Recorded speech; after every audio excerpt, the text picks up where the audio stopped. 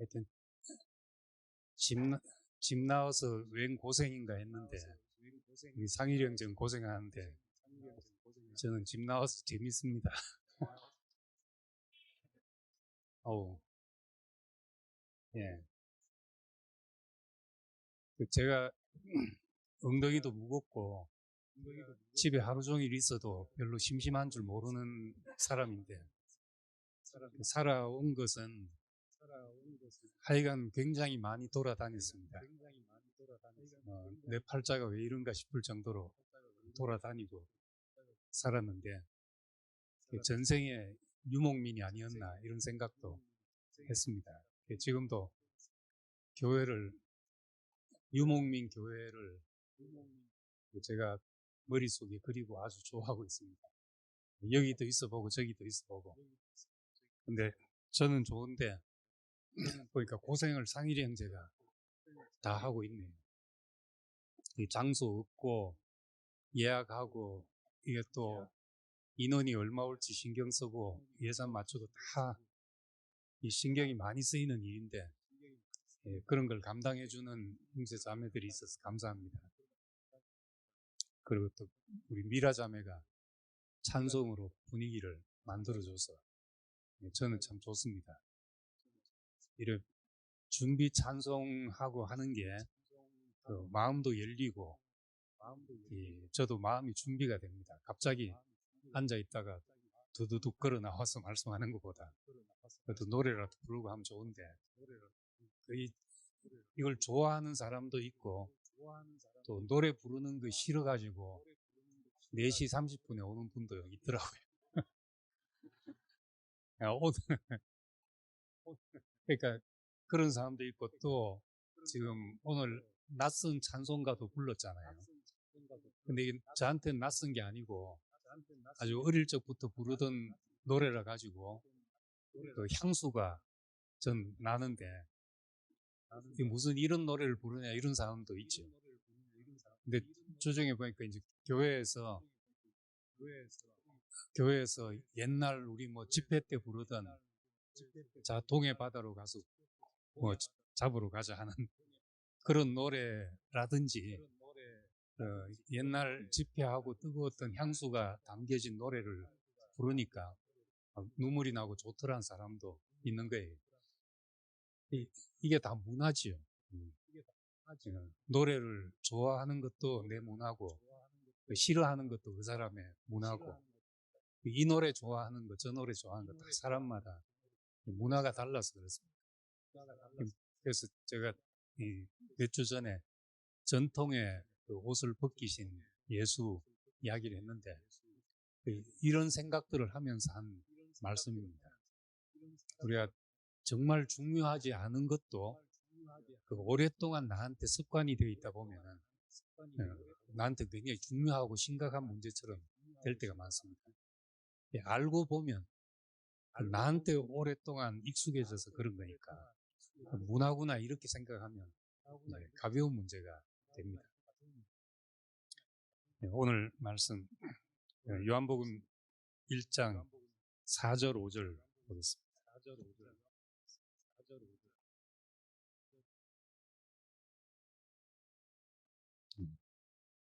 그 안에 생명이 있었으니 이 생명은 사람들의 빛이라. 빛이 어두움에 빛이 돼 어두움이 깨닫지 못하더라. 이렇게 번역되어 있는데 우리 재영 형제가 올려놓은 메시지 성경. 메시지 성경은 그 신학 교수가 목회를 하면서 사람들이 성경을 어려워하기 때문에 이해하기 쉽도록 이제 새롭게 메시지 전하는 기분으로 번역을 해서 써놓은 겁니다. 본래의 어떤 표현과 많이 다른 것도 있지만은 읽어볼만 합니다. 이제 거기 보니까 5절이 여기는 빛이 어두움에 빛이 돼 어두움이 깨닫지 못하더라 이렇게 돼 있죠. 근데 메시지 성경에 보면 이 생명 빛이 어두움을 뚫고 타올랐으니 어두움은 그 빛을 끌 수 없었다 이렇게 돼 있습니다. 그리고 이제 캐톨릭에서는 공동 번역과 이제 젊은 사람들을 위해서 번역한 그 새 번역 이런 데 보면은 역시 메시지 성경처럼 어두움이 빛을 이기지 못하더라 이렇게 번역이 되어 있습니다. 하나만 봐가지고 우리 뜻을 충분히 알 수가 없죠. 물론 어두움이 깨닫지 못했다 이렇게도 말할 수 있지만은 결국은 빛이 비치면 어두움은 아무 힘이 없는 것이다. 그렇게 말할 수도 있습니다. 창세기 1장도 하나님이 천지를 창조하신 이후에 혼돈과 공허와 흑암이 먼저 있었고 그 다음에 하나님이 빛을 만드셨다고 했습니다. 이 말씀에서 이제 어두움과 혼란과 허무와 어두움 이런 것은 빛이 없는 현상이라는 것을 말해줍니다. 온 땅이 하나님의 빛이 도달할 수 없을 정도로 뭔가에 깊이 덮여 있고 가려져 있었다. 창세기 1장의 이 어떤 원시적인 표현을 보면서 우리는 우리 인생도 그랬다. 우리도 뭔가 빛이 오기 전에 뭔가 꼭 덮여 있었던 사람처럼 캄캄함에 덮여 있어서 혼돈이었고 허무였고 또 뭔가 도달할 수 없을 만큼 깊은 어두움에 잠겨 있었다. 이것이 우리가 그리스도를 만나기 전에 우리의 그 상태였습니다. 요한복음도 이제 같은 방식으로 이야기를 합니다. 태초에 말씀 안에 생명이 있었고 이 생명이 사람들의 빛이다 이렇게 말합니다. 이 말씀을 하면서 예수님이 세상에 오신 사건은 빛을 비춘 사건으로 이제 묘사를 합니다. 우리 안에 있는 모든 문제들, 사람이 겪는 모든 문제는 빛이 없어서 생긴 현상입니다. 크게 해야 돼요.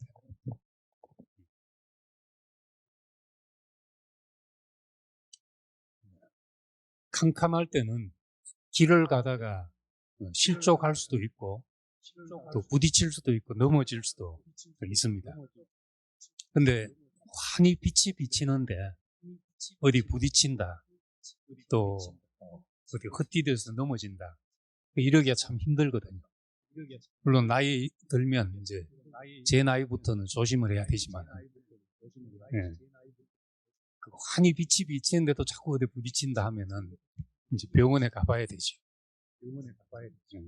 그래서 죄라는 것을 뭘 잘못했다 이렇게 말하기보다 빛이 없어서 그렇다, 캄캄해서 그렇다, 또는 이제 몰라서 그렇다 이렇게 이해를 하는 게 저는 참 따뜻한 이해라고 생각을 합니다.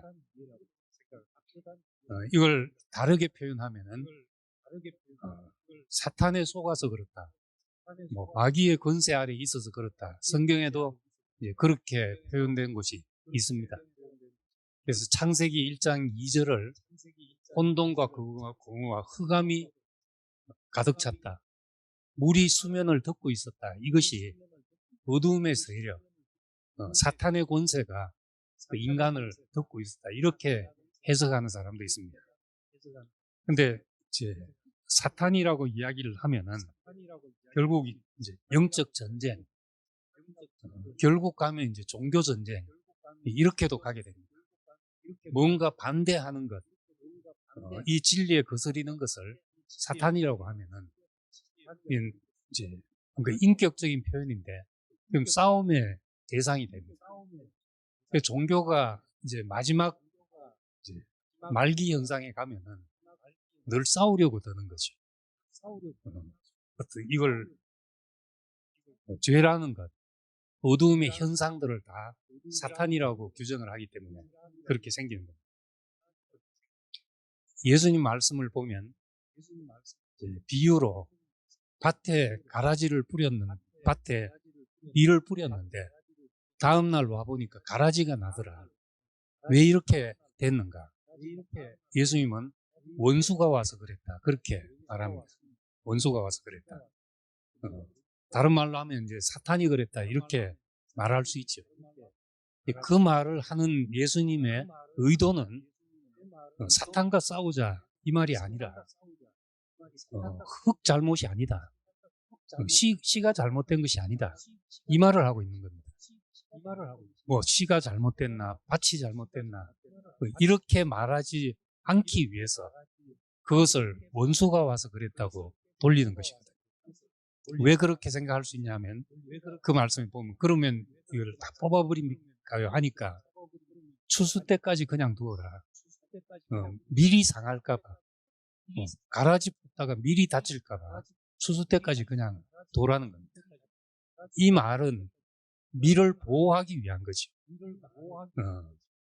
뭔가 원수가 와서 그랬다. 원수와 싸우라고 말한 것이 아니라 하나님의 백성, 하나님의 사람들을 지키기 위해서 그렇게 말하고 있는 것입니다.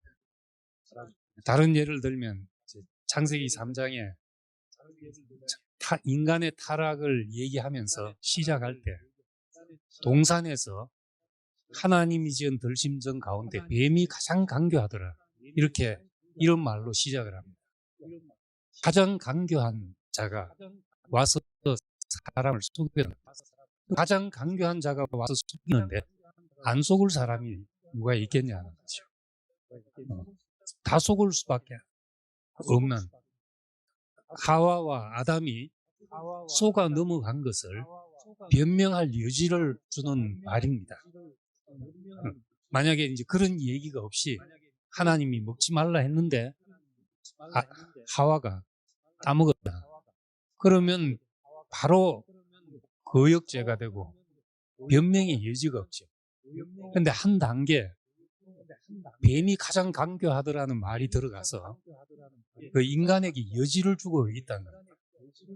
이런 걸 볼 때 얼마나 이제 우리가 성경을 하나님의 마음을 찾아서 해석하면은 우리에게 따뜻한 여지가 있는지 모르겠습니다. 우리가 잘못한 것을 너 왜 죄지었냐 하지 않고 그냥 어두움의 현상이구나. 빛이 없어서 그랬구나. 이렇게 말한다면은 빛만 비춰지면 되는 것이죠. 가장 강교한 자에게 속았다면 우리가 밝은 빛 안에 나오면은 되는 일이라는 겁니다. 그래서 요한복음 1장도 처음 이 빛이 사람들에게 비쳤다. 그리고 빛이 비쳤는데 한편으로는 어두움이 빛을 싫어한다 이렇게도 볼 수 있지만 결국은 어두움이 빛을 이길 수 없다는 겁니다. 죄가 아무리 중하고 우리의 문제가 아무리 크다 할지라도 빛을 이길 수가 없으니까 어두움이 빛을 이길 수가 없으니까 우리에게 빛이 비치는 것이 복음이 되는 것입니다. 빛을 비추는 것은 심판인 동시에 구원이죠.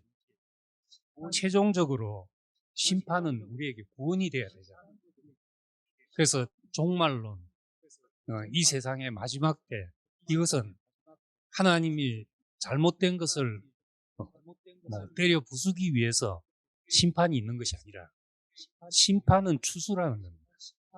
하나님의 심으신 것을 결실하기 위해서 찾기 위해서 심판하는 것이니까 그렇게 본다면은 빛을 비추고 하는 하나님의 모든 행위들은 우리에게 구원의 행위가 돼야 되는 겁니다.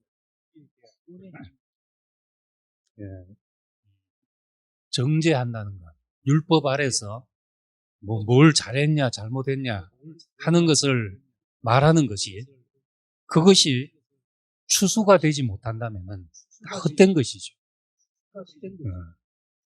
정죄하는 것으로 끝난다면 그 무슨 유익이 있겠습니까? 그것을 통해서 하나님이 거두시고자 한 열매를 거둘 때 의미가 있는 것이니까 빛을 비추는 것도 하나님의 이 심판이 우리에게 구원이 되는 겁니다. 요한복음 8장에 가늠한 여인을 앞에 놓고 내가 너를 정죄하지 않는다 했지만은 그 정죄하지 않는다는 것으로 끝나면은 아무것도 아니잖아요. 근데 그 뒤에 이어서 하신 말씀이 나는 세상의 빛이라 나를 따르는 자는 어두움에 다니지 않을 것이다. 이렇게 말했습니다. 이 말은 가늠한 여자를 정죄하지 않았지만은 그렇지만은 그냥 덮어주고 지나간 것이 아니라 비단으로 이끄셔가지고 드러나게 하시고 다시는 그 일이 반복되지 않게 하신 것이죠. 빛이 있기 때문에 우리에게 다시는 반복되지 않는 겁니다. 밤에 나가서 늘 부딪히고 넘어지고 돌아오는 사람이 아무리 그러지 말라 해도 또 캄캄한 데 나가면 똑같은 일이 반복되잖아요. 근데 이제 그 사람에게 다시는 그러지 말라, 왜 그랬냐 하지 않고 오는 길에 가로등을 쫙 달아가지고 빛을, 전등을 달아놓으면 그런 일이 없어질 것이죠. 하나님이 하시는 일이 마치 그와 같은 일이랍니다. 그래서 하나님의 말씀은 우리에게 뭘 하라 하지 말라 하는 것이 아니고 이미 우리에게 있는 것을 보게 하는 말씀입니다. 사람이 결핍을 느끼며 산을 까닭은 이미 주어진 복을 모르기 때문에 그런 것입니다. 말씀의 빛이 우리에게 비쳐서 원래부터 있던 축복에 대해서 눈을 뜨게 하면은 우리의 시작이 아무 부족이 없는 데서 시작하죠. 그래서 창세기 1장에 모든 일을 끝내셨는데 보시기에 심히 좋았다 하시고 창세기 2장에 안식하셨습니다. 안식하신 것은 하나님이 모든 일을 마치신 것이죠. 그런데 사람의 시작은 하나님이 모든 일을 마치신 것이 사람에게는 시작이 된 겁니다. 그러니까 우리의 시작은 없는 것을 막 만들려고 하는 것이 시작이 아니고 하나님이 다 해놓으신 것을 우리가 발견하고 살아가는 것이 우리의 시작이죠. 그래서 안식이 우리의 시작이다. 하나님이 이미 우리에게 복을 다 주셨구나. 내 인생에 더할 것도 없고 뺄 것도 없다. 이것을 발견하는 것이 우리의 비단에서의 시작이 되는 말씀입니다.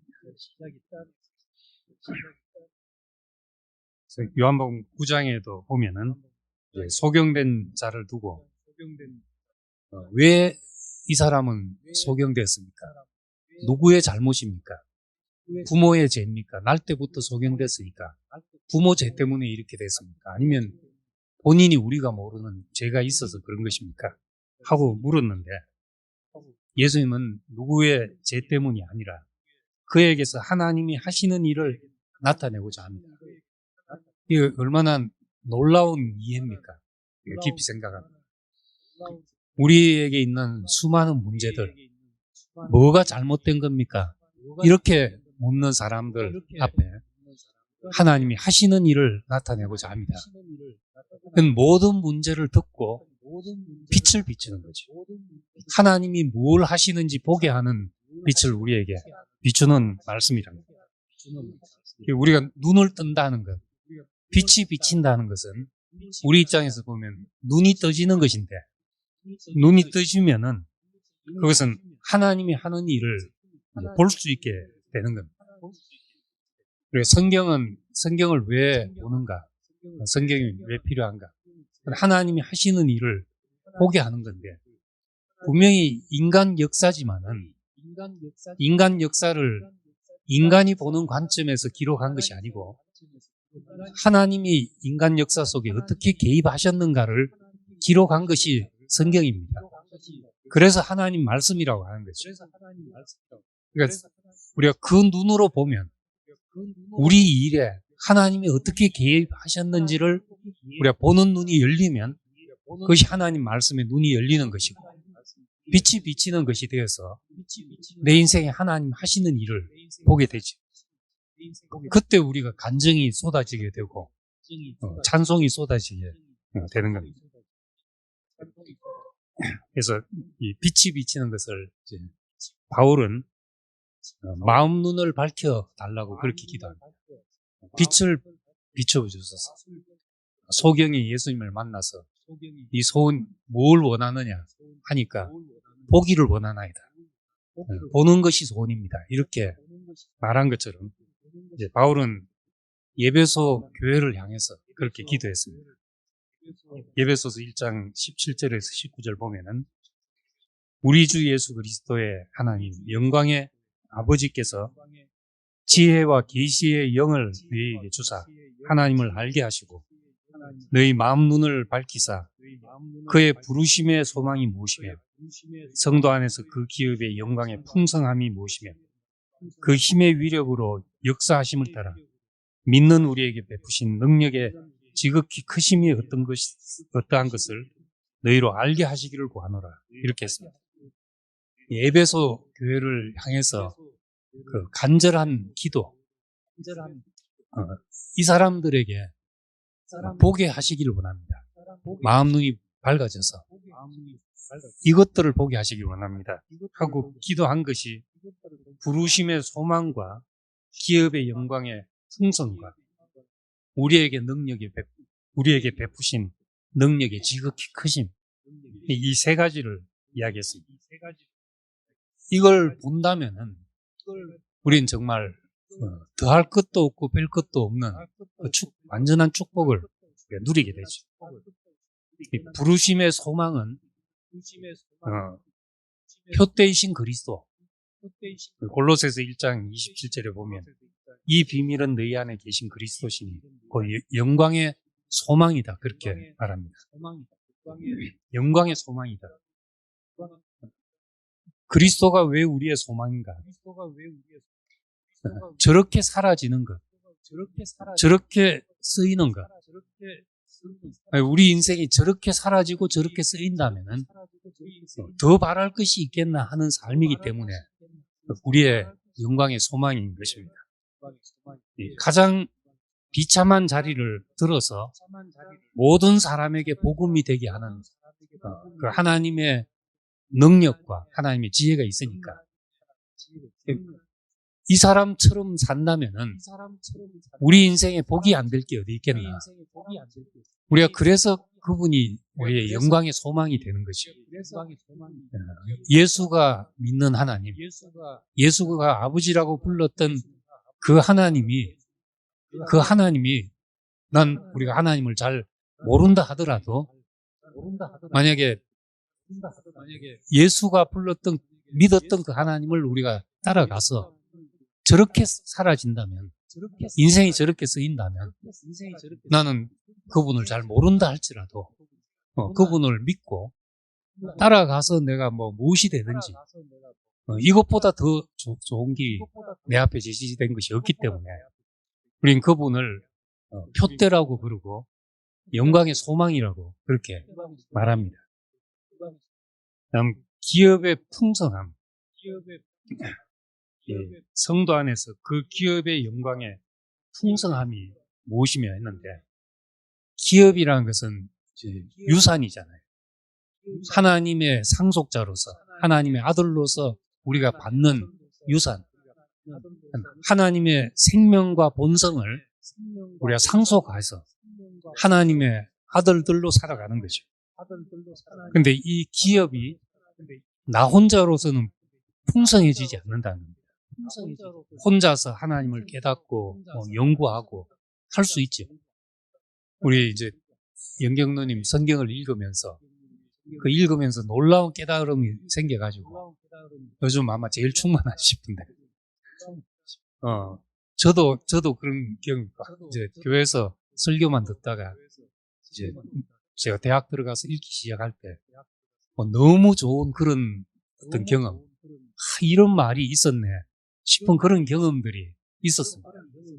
혼자서도 그런 걸 느낄 수가 그렇지만 기업의 풍성이라는 것은 에베소 표현대로 하자면 청량할 수 없는 그리스도의 은혜, 그 풍성, 이런 것은 몸으로 연합될 때 나타나는 일들입니다.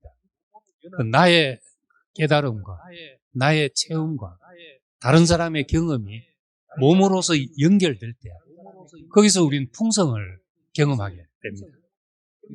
예, 기업의 풍성, 모민교회를 통해서 나타나는 다양함을 경험하는 것이 그것이 풍성에 이르는 길입니다.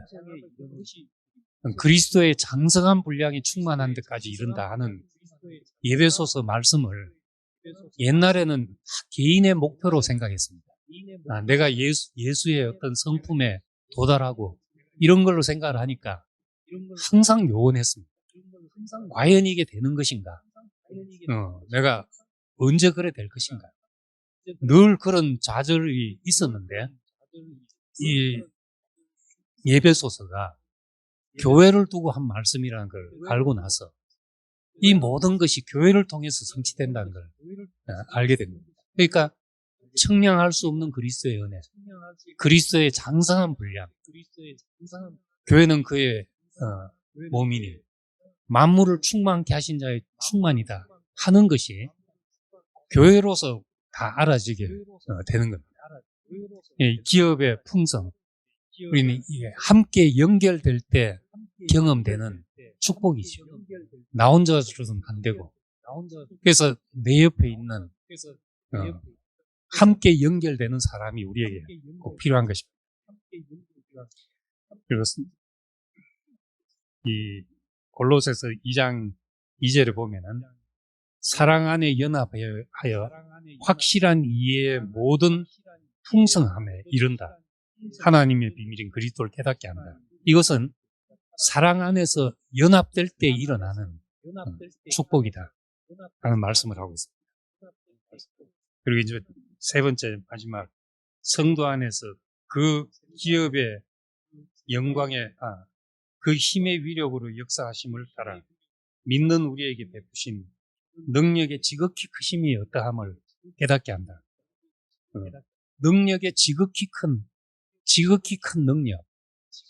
그래 예수 믿어서 병 고치는 사람도 있고, 안 되는 일을 되게 한 사람도 있고, 여러 가지 체험들이 있지만, 여기서 말하는 지극히 큰 능력은 죽은 자를 다시 살게 하는 능력이죠.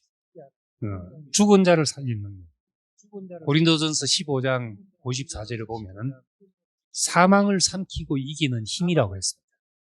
사망이 삼켜지는 힘, 그 능력이 우리가 가질 수 있는 가장 큰 능력인 겁니다.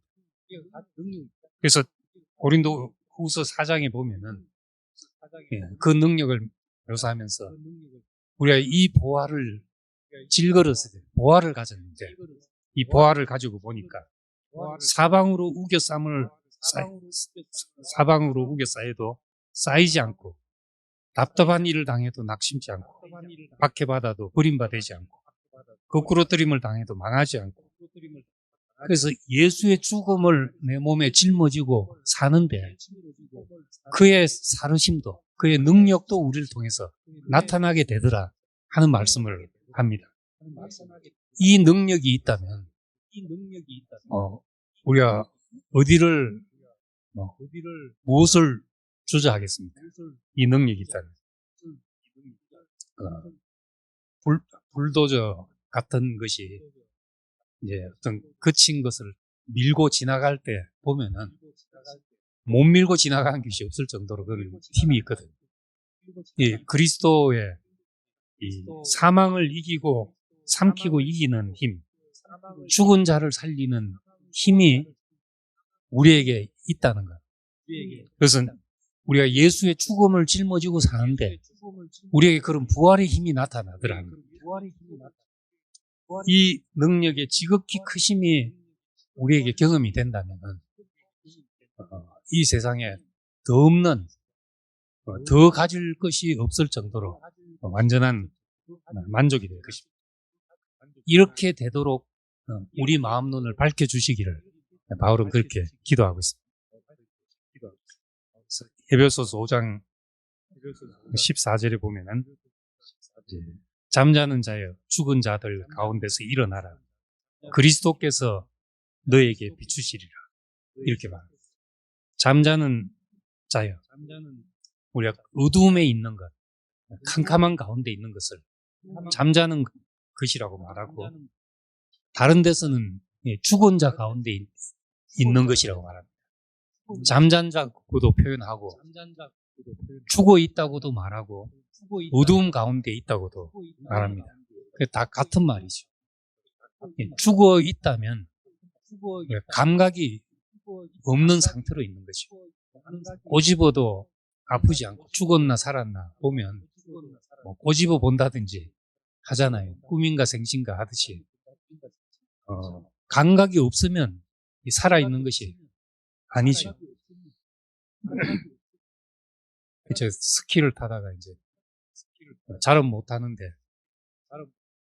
젊은 애들하고 같이 타고 가다가 이제 비기너 코스에서만 타다가 이제 조금 더 위험한 데를 갔습니다. 애들은 쉬우니까 따라와 보세요. 이렇게 하면 전혀 안 어렵다고. 방향만 잘 바꾸면 아무리 경사가 깊어도 안 어렵대요. 그런데 이제 따라가는데 섰는데 보니까 절벽이 있네요. 다시 돌아갈 수도 없고 스키 들고 내려갈 수도 없고 간 것은 하여튼 내려가는데 애들은 너무 쉽게 방향 전환을 하면서 가는데 저는 경사가 얕은 데서는 가능한데 이런 경사에서는 하면서 이제 하고 한번 가보자고 방향을 한 번 틀고 두 번 트는데 그 다음 이제 겁이 나니까 이게 방향이 잘 안 틀어지는 거예요. 제대로 안 틀어지고 방향이 내리막길로 쫙 향하게 되니까 속도가 이제 무시무시하게 다가오는 거죠. 하는 방법은 이제 넘어지는 수밖에 없다고 내려가다가 이제 옆으로 넘어졌는데 속도에 이제 스키 신고 뒹굴었는 거예요. 스키하고 이거 들고 뒹구니까 몇 바퀴 뒹군 거예요. 어떻게 된지 모르겠는데. 그래가지고 미끌려져가지고 이제 구석에 처박힌 다음에 내가 살았나 어찌 됐나 뼈가 안 부러졌나 하는 걸 확인하는 방법이 손가락부터 움직여보고 한 번 혼난 적이 있는데 그 다음 발가락 움직여보고 그렇게 해서 다행히 뼈는 안 부러졌구나 하고 거기에서부터 이제 스키를 들고 내려왔죠. 중간에서 그런 적이 있는데 그것도 이제 감각이 다 있어가지고 내가 살았구나 하는 걸 느꼈습니다. 그러니까 하나님에 대해서 감각 없는 자가 되었다는 것. 하나님의 기쁨이 나에게 기쁨이 아니고 하나님의 근심이 나에게 근심이 아닌 이것이 감각 없는 것이죠. 하지 말라는 것이 왠지 즐겁고 이것이 이제 감각이 없어진 상태인 겁니다. 이런 걸 예배소서에서 묘사하고 있는데 그 끝에 잠자는 자여 죽은 자들 가운데서 일어나라. 그래서 그리스도가 우리에게 비칠 때 잠에서 깨어난다고 할 수 있고 사망에서 부활로 이른다고 할 수 있고 어두움에서 우리가 해방됐다 이렇게도 말하게 됩니다. 이스라엘 역사는 표면적으로 보면 저주스러운 역사잖아요. 한 번도 그 중동 지방에서 강국이 된 적도 없고 우리 성경에 뭐 다윗 왕국, 솔로몬 왕국 대단한 것처럼 이야기를 하지만은 이스라엘 역사를 벗어나면 흔적도 잘 없습니다. 뭐 어디에 다윗 이야기가 한 구절 있다고 하는 정도 그런 정도 그것도 이제 다윗이 이겼다는 것이 아니라 다윗이 쳐들어왔는데 우리가 혼내줬다는 이야기가 어디에 있을 정도로 정말 미미한 역사인데 이 역사에 하나님의 말씀이 비치니까 하나님이 개입하신 역사로 우리가 그걸 보게 되니까 거기서 그리스도가 나오는 가장 축복된 역사가 된 것입니다. 왜 우리가 성경을 보냐 하면은 그 길에서 그리스도가 오셨기 때문에 그렇습니다. 구원은 유대인에게서 남이라 한 것처럼 아브라함, 이삭, 야곱 이 하나님의 부르심의 길에서 그리스도가 오셨기 때문에 우리는 이 길을 영광스러운 축복의 일로 보고 이렇게 되는 것입니다. 그리고 예수의 십자가도 마찬가지입니다. 눈이 열리지 않고 본다면 요절할 팔자죠. 전에 손금 보는 사람이 있어서 손금을 보는데 손금 보는 내용들이 다 재물운, 자식운, 성공운 다 그런 거잖아요. 그래, 그런 손금이나 사주팔자로 예수를 받더라면 정말 팔자 사나운 사람이죠. 뭐 된 게 하나 있습니까? 어머니 보는 앞에서 요절하는 그런 운명이니까 전혀 복이 안 되는 것인데 눈이 열리지 않으면 가장 비참하고 억울한 사건이지만 말씀의 비단에서 그 부활과 성천과 보좌 우편의 앉으심이 우리에게 보여지게 된 것입니다. 그래서 스테반은 사도행전 7장에 성령 충만해서 하늘을 우러러 주목하여 이제 말씀을 하고 나서 사람들은 이제 분이 나서 돌로 쳐 죽이려고 하는데 자기 눈에는 그 자리가 하늘이 열리고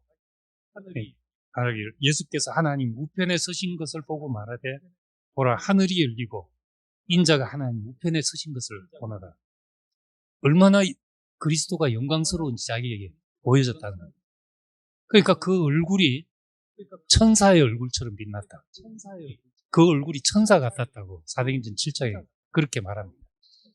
우리 교회에서는 천사들이 좀 아주 업신여김을 당하지만은 어쨌든 천사같이 얼굴이 천사 얼굴 같았다는 말은 좋은 뜻으로 한 말이지. 얼굴이 해같이 빛났다 그런 말입니다. 그 죽음을 앞둔 돌 맞아 죽는 그걸 앞둔 자리에서 인자가 하나님 보좌 우편에 서신 것을 본다. 이것이 보여지니까 그 인생에 문제될 것이 아무것도 없는 사람이 됐다는 겁니다. 이 인자가 보좌 우편에 서신 그 영광, 인자의 영광을 예수님께서 이렇게 말했습니다. 요한복음 12장에 보면은 명절에 헬라 사람들이 예수를 만나러 올라왔습니다. 멀리서 예수를 만나러 왔으니까 예수가 알려지지 않았습니까? 그래서 예수님 하신 말이 인자가 영광을 얻을 때가 왔다 이렇게 말했습니다. 세상 말로 하자면 사람들이 이제 소문이 나서 멀리서 예수를 찾아왔을 때 찾아와서 선생님을 좀 만나고 싶습니다 하니까 이제야 사람들이 나를 알아보는구나. 내가 이제 영광 받을 때가 왔다. 이런 뜻처럼 읽혀지기 쉬운데 그 다음 하신 말씀이 내가 진실로 진실로 너희에게 이르노니 하나님이 이 땅에 떨어져 죽지 아니하면 하늘 그대로 있고 죽으면 많은 열매를 맺느니라. 영광이 뭔가? 사람이 생각하는 영광은 높이 올라가는 것인데 인자의 영광은 땅에 떨어져 죽어서 많은 영광을 맺는 것이라. 이것이 참 인생의 영광이라고 우리에게 빛이 비춰져서 보여진다면 우리는 내 인생의 어떤 실패와 부끄러움과 내침당한 것과 모든 것에 대해서 감사할 수 있는 사람이 됩니다. 고린도 전서 15장 이 부활장인데 그 부활의 마지막에 57절에 보면 그렇게 말합니다. 우리 주 예수 그리스도로 말미암아 승리를 주신 하나님께 감사한다. 이 모든 것에 감사가 나오면 그것이 우리의 승리지. 어떤 것도 감사가 되지 않는 것이 없다. 그때 우리는 이제 승리자가 되는 겁니다. 우리는 인자가 영광을 얻을 때가 왔다. 우리도 그렇게 말하게 되죠. 참 우리에게 이 빛이 비쳐서 그리스도가 우리에게 비쳐서 십자가에 못 박힌 그 자리에서 그 영광이 보여서 우리 인생에 어떤 것도 감사하지 않을 것도 없고 무엇도 실패할 것이 없는 이 완전한 승리를 볼 수 있게 되기를 원합니다. 기도하겠습니다. 은혜로우신 아버지 하나님, 우린 전에 혼돈과 공허와 어둠이 깊음 속에 있던 사람들인데 그리스도께서 우리에게 빛으로 비추어서 참 인생에 건질 것이 없었던 인생이 무엇 하나 버릴 것이 없는 인생으로 다시 나게 하신 것을 감사드립니다. 우리 인생은 우리 눈으로 들여다볼 때 참 부끄러운 것 아닌 것이 없고 저주 아닌 것이 없었습니다. 그런데 하나님이 내 인생에 개입하셔서 하는 일을 볼 때마다 우리에게 감사 아닌 것이 없고 찬송하지 않을 것이 없는 완전한 인생이 되게 하신 것을 감사합니다. 네, 우리가 이제 참 하나님이 이루신 모든 것을 우리가 볼 수 있는 사람이 되어서 내 인생에 더할 것도 없고 뺄 것도 없는 완전한